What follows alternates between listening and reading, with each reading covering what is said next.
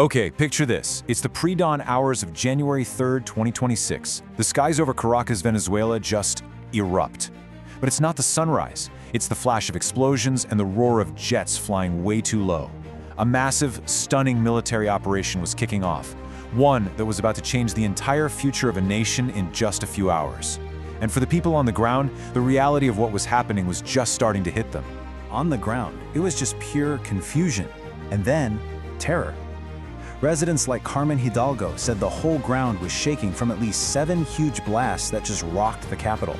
You had people rushing out into the streets, phones out, filming this unfolding attack, trying to figure out how their city had suddenly turned into a war zone. So this operation, codenamed Absolute Resolve, was just executed with unbelievable speed and force. For about 2 hours and 20 minutes, something like 150 US aircraft, we're talking advanced F-35 fighters, B-1 bombers, they just systematically took apart Venezuela's entire air defense system. And then the stunner. President Trump himself confirms it on social media. Nicolás Maduro and his wife Celia Flores were in US custody. Not long after that, this picture drops, showing Maduro on the USS Iwo Jima. Proof positive. Mission accomplished. So the big question, right? How does the US even begin to justify capturing the leader of a sovereign nation? Well, the answer comes from dusting off and, rebranding a 200-year-old foreign policy, which the White House rolled out almost immediately. The morning after the raid, President Trump made an announcement that was honestly just as shocking as the raid itself. He said the US wasn't just going to grab Maduro and leave. No, they were going to temporarily run Venezuela to oversee a transition. I mean, that's a completely unprecedented statement, signaling a whole new, very hands-on approach to what happens next. And to understand the justification, you've got to rewind the clock. Way back to 1823 and something called the Donroe Doctrine. This was the original US policy that basically said, hey, Europe, stay out. The Americas are our sphere of influence. For centuries, it was the cornerstone of US policy in the region. And now, well, the administration explicitly brought it back, but with a new name. President Trump called it the Donroe Doctrine. He literally put his name on it. The signal couldn't be clearer. US dominance in the Western Hemisphere is not up for debate anymore, and they're willing to use force to prove it. And of course, behind the doctrine, there's a massive economic angle. You have to look at this number: 300 billion barrels. Venezuela is sitting on the largest proven oil reserves in the entire world. President Trump was very direct about this, saying that major US oil companies would go in to, quote, fix the badly broken infrastructure and start making money for the country. But okay, with Maduro gone, who's supposed to take his place? For a long time now, the US and its allies have been pointing to an opposition movement that they consider the country's actual rightful leadership. According to experts, that leadership is really built around 2 people, Maria Corina Machado and Edmundo Gonzalez. And as you can see here, they're believed to have the support of about 70% of Venezuelans. So we're talking about a really powerful democratic alternative to the old regime.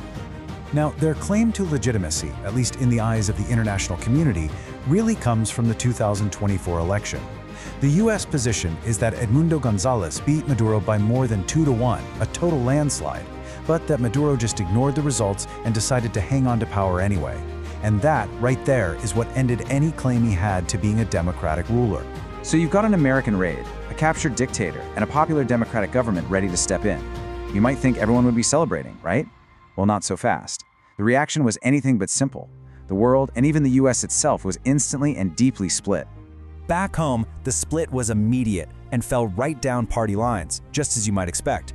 House Speaker Mike Johnson called the raid a decisive and justified operation. But then you had LA Mayor Karen Bass calling it a reckless decision that could drag the US into a whole new conflict nobody asked for. And globally, the reactions were just as polarized. A really clear divide opened up right away. You had countries like Russia, Mexico, and Cuba immediately condemning the attack. Then you had US allies like Israel and Argentina offering praise and support. And then there were groups like the United Nations just urging everyone to take a deep breath and show some restraint. The praise from allies was pretty over the top. The Israeli Prime Minister Benjamin Netanyahu, for example, celebrated Trump's bold and historic leadership, framing the whole thing as a major win for freedom and justice. But on the other side, the adversaries were just as forceful. Russia's Ministry of Foreign Affairs called it an act of armed aggression, basically saying the US justification was nonsense and that they stood in solidarity with Venezuela. So this brings us to what might be the most dangerous and uncertain question of all. With Maduro in U.S. custody and the whole world picking sides, who is actually going to fill the power vacuum on the streets of Caracas? Well, one of the top contenders is this guy Diosdado Cabello. He's been described as the longtime number 2 of the whole Chavista movement. He's known as a serious hardliner, and he's got immense control over the ruling party and its very powerful propaganda machine. Then you have Delcy Rodríguez. As the vice president, she is technically next in the line of succession. She's a key political player in the regime, but she's also heavily sanctioned by both the US and the EU for human rights abuses. And maybe, most importantly, there's Vladimir Pedrino Lopez. As the defense minister for a long time, he's seen as the man who keeps the armed forces loyal to the regime. And let's be honest, in any power struggle, the person who controls the military often gets the final say. So when you boil it all down, Maduro's capture has created this massive fork in the road. Will that 70% of the population who support the opposition finally get to see a transition to democracy? Or, with this dangerous power vacuum in Caracas, will one of Maduro's ruthless loyalists grab control, maybe creating a regime that's even worse than the one that was just taken down? The entire world is now watching to see which path Venezuela goes down.